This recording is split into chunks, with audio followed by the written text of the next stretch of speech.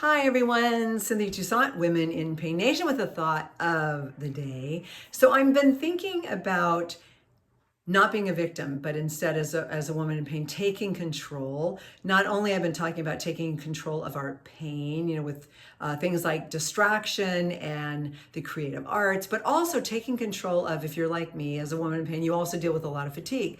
So I want to take control of that because I had lost control. Well, for like the last 40 years. For about 10 years, I didn't sleep because of my pain. It always kept me up.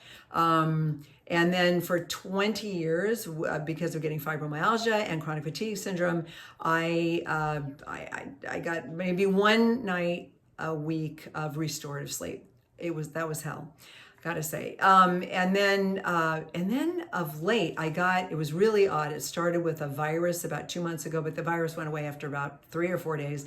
But I was left with these vivid, terrible nightmares that would wake me up. Then I'd wake my partner John up because they were nightmares about family members who have been really abusive in my life. I've estranged myself, but I'd still have the nightmares.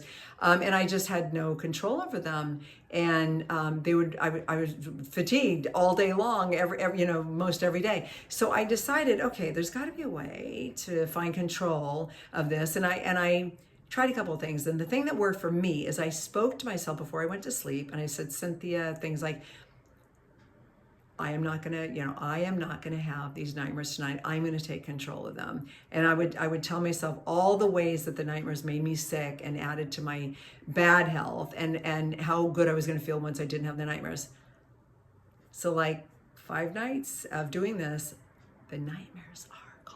I'm so happy. I've taken control. I have removed myself from the victim role, and we have more control than we think. We need to never underestimate the power of our minds. So that's my thought of the day. I'd love to hear yours. Cynthia Toussaint, Women in Pain Nation. See you soon.